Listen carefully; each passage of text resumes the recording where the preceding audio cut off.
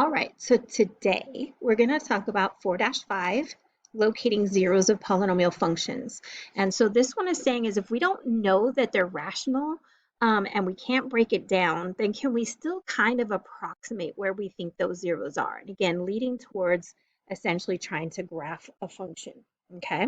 So the lesson is going to be short, but the problems are not going to be short. So you'll notice that I assigned fewer problems today in order to help you out with that.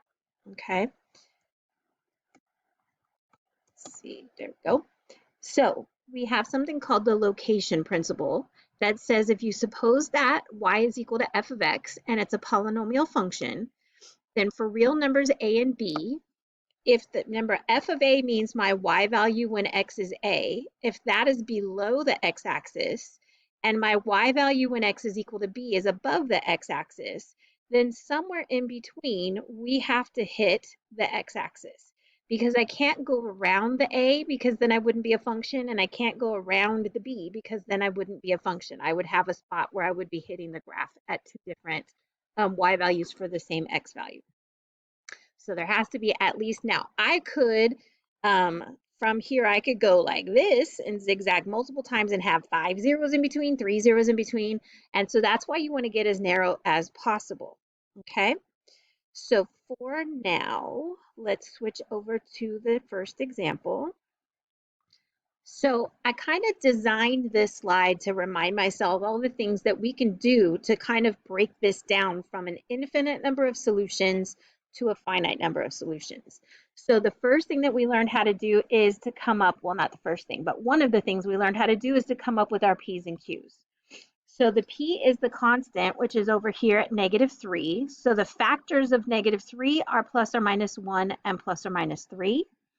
And then Q is 2, so the factors of 2 are plus or minus 1 and plus or minus 2. So that means that my possible rational roots are going to be the combinations of these numbers on the top and these numbers on the bottom. So I'm going to get plus or minus 1 over 1 and plus or minus 1 over 2. I get plus or minus 3 over 1 and plus or minus 3 over 2.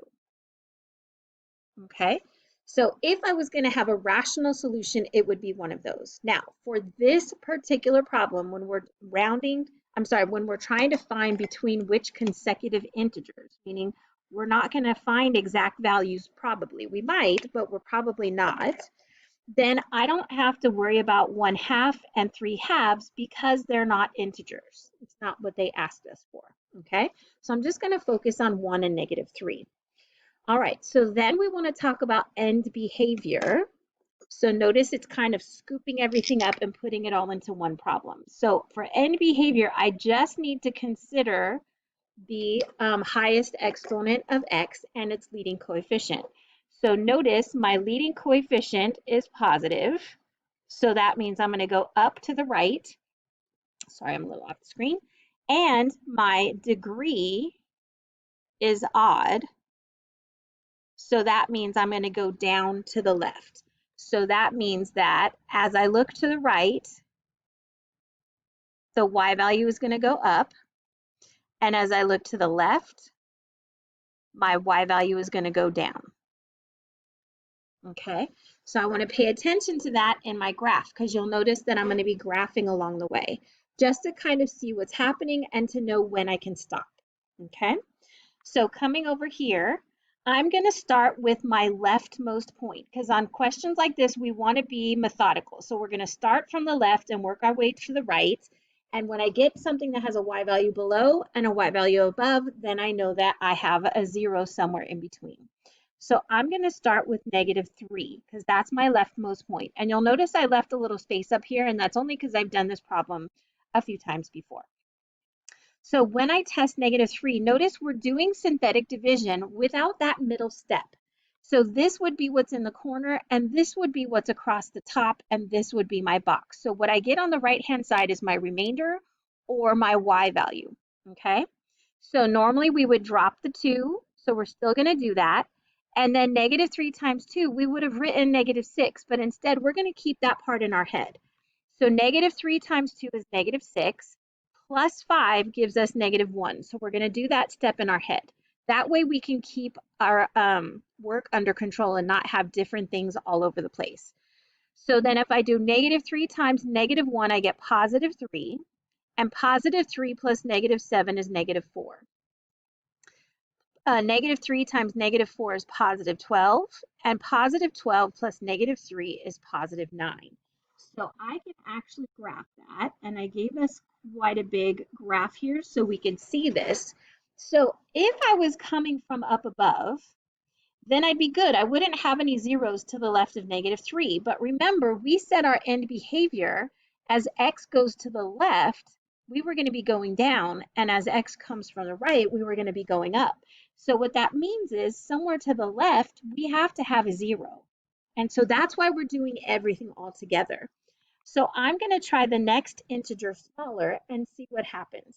Okay, so notice this point right here that I graphed was the point -3, +9. And that happens to be above the graph. Okay, so then over here, if I drop my 2, -4 times 2 is -8. And that -8 plus 5 makes -3. -4 times -3 is +12.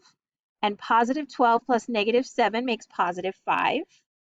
-4 times +5 is -20, and -20 plus -3 is -23. So notice that would be the point -4, -23, and that's below. And so that would be somewhere way below. So that means that we did something like this. Okay? And so somewhere between -3 and -4, I have a 0 of the function.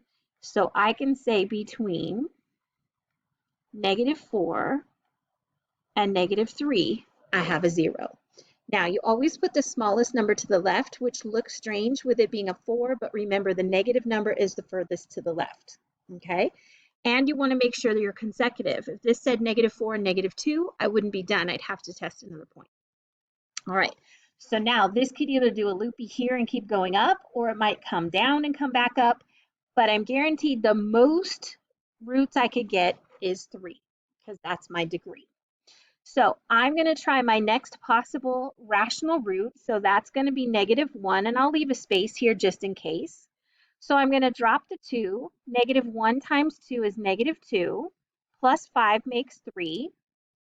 And then if I do -1 times 3, I get -3, plus -7 makes -10.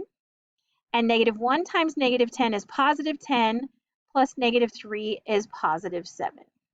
So that means at -1, we are at +7. So the good news is somewhere along the way, I turned around. So now we're getting into possibly getting some more zeros. So let's see what happens if I keep going. So I love testing 0 because every time I multiply by 0, I get 0. So 0 times 2 is 0, plus 5 makes 5. 0 times 5 is 0, plus -7 makes -7. And 0 times -7 makes 0, plus -3 is -3. So notice this 7 is above, and this -3 is below. So that means at 0, I'm at -3, and somewhere between -1 and 0, I had to hit the x-axis. So I have another 0, and -1 and 0 are consecutive. So we're going to say between -1 and 0, I have another y value of 0. Okay? So again, make sure your smallest number goes to the left. Okay? So then the next possible rational root would be +1. So if I drop the 2, because now we know we're going to have another real 0, because remember we said my end behavior has to come up. So somewhere along the way, we've got to turn around and come back up. That's why we do the end behavior. Okay, so trying 1, we drop the 2. 1 times 2 is 2, and 2 plus -7 is -5. Sorry, went ahead. 2 plus 5 is 7. That's what I should have said, right? 1 times 7 is 7, plus -7 is 0. 1 times 0 is 0, and 0 plus -3 is -3. Now, that is very telling. Because we're below and we're the same value, that means somewhere in between, I had to make a U-turn. And now I'm heading in my increasing direction. Okay, so I don't want to go too far away from 1 because I'm pretty darn close to the x-axis. So even though 2 isn't one of my choices up here, I'm going to try it anyway, just like -4, because I have a good feeling. So when I try 2, I'm going to drop this 2. 2 times 2 is 4, and 4 plus 5 makes 9. 2 times 9 is 18, and 18 plus -7 is 11. 2 times 11 is 22, and 22 plus -3 is positive 19, and now we're above again. So at 2, we are up here at 19 off the charts, and so that's going to do something like this. And I hit the x-axis again, somewhere between 1 and 2. Now, couple reasons that I know to stop. One is my end behavior looks right, that I'm going up towards the right and down towards the left. Another thing I know is my degree is 3, so therefore I can only find 3 solutions, and I found all 3. Maybe not exactly, but I found a rounded possibility, like where do they fall in between. And then just double checking, I've got things in consecutive order, meaning one right after the other. I don't have any skips in there. And so I am actually done. So please recognize that these problems do take time, and don't try to save too much to do at the last minute. Okay? So the next thing I'm going to talk about, I want to make sure we have a good amount of time. So I'm going to end this video a little bit early so that we can talk about upper and lower bounds, which we love because it tells us when we can stop, even when we don't have the same number of solutions that we have as our degree. Okay? So that's going to be in part 2.